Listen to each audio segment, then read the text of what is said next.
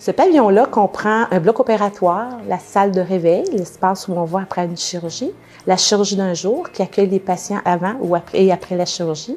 Il y a aussi un nouveau bloc endoscopique.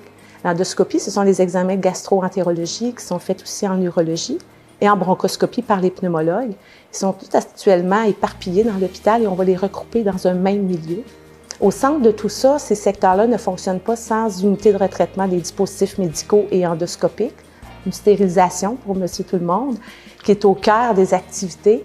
Donc, tout est rassemblé ensemble dans un lieu très circonscrit qui va faire aussi que même pour se rendre à ces secteurs-là, les patients ont accès à des passerelles pour eux, ambulatoires avec leur famille, qui ne seront pas mélangés au flux logistique, clinique et hospitalier. C'est plus reposant, l'aménagement, les choix de décor, les choix d'espace, les couleurs, c'est beaucoup plus apaisant, beaucoup plus vaste. Pour le personnel, c'est indéniablement un milieu beaucoup plus sécuritaire.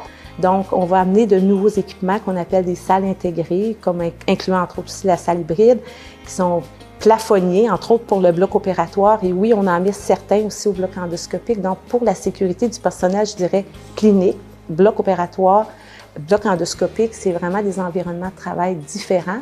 Des espaces de salles d'opération, exemple, je donne un exemple. Nos salles sont entre 35 et jusqu'à maximum 49 mètres. Maintenant, c'est 50 mètres carrés et plus. On va pouvoir faire plus de production chirurgicale aussi. On sait que nos deux secteurs amènent une augmentation de volume de 30 % de plus pour répondre aux besoins de la population. En fait, les problèmes sont nombreux. C'est ce qui explique le besoin d'avoir ce nouveau pavillon clinique-là. Les locaux sont complètement désuets, les espaces manquent, donc du rangement, il y en a partout. Les corridors pour avoir accès à nos secteurs cliniques sont mêlés avec du corridor public. Donc, avec le nouveau pavillon, on parle d'une augmentation de volume d'espace jusqu'à 3 fois plus grand ce qu'ont aujourd'hui les équipes. Ça va être construit, ça va répondre aux normes et ça va être qu'un plaisir de travailler dans ces lieux-là. Vous savez, les fournitures chirurgicales, c'est beaucoup de matériel, des instruments, des fournitures, et on aura un rangement automatisé pour les fournitures stériles. Ce sera vraiment un beau projet innovant qui amène de l'avant la technologie. Alors voilà. Alors soyez au rendez-vous, donnez!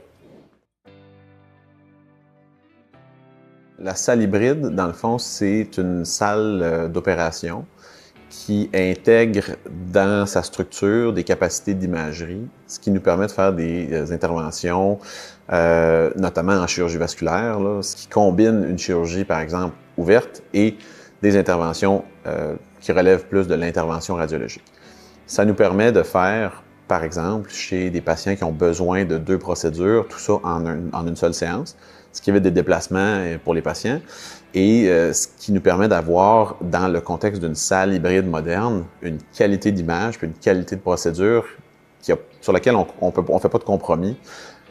Parce que notre situation actuelle, c'est parfois de faire une procédure hybride dans nos salles d'opération actuelles avec les équipements mobiles d'imagerie pour lesquels on n'a pas le même niveau de qualité d'image, le même niveau de performance. Il y a des défis logistiques importants des fois avec l'entrée-sortie des équipements dans la salle. Une salle hybride intégrée avec notre réserve de matériel, notre personnel entraîné, puis toutes les capacités montées direct à même le plafond ou le plancher de notre salle, c'est ce qui est, comment je dirais, c'est un peu le standard de nos jours, là, si on veut ce qui se fait de mieux.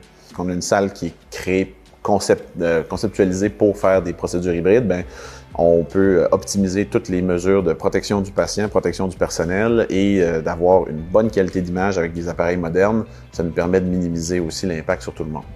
Quand on utilise les appareils qu'on a actuellement, on est capable de faire fonctionner ça, mais on est limité un petit peu dans ce qu'on peut faire.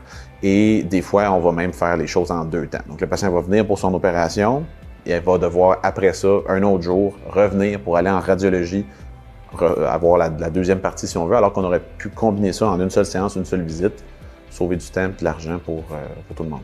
En ce moment, on a une offre de services en chirurgie vasculaire à Lévis.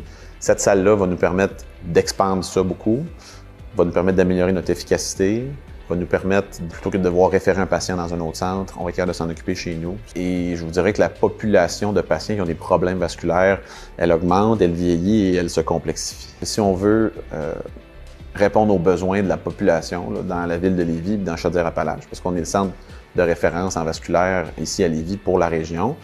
De mettre à jour nos équipements puis nos capacités d'intervention, je pense que c'est nécessaire. Soyez au rendez-vous, donnez.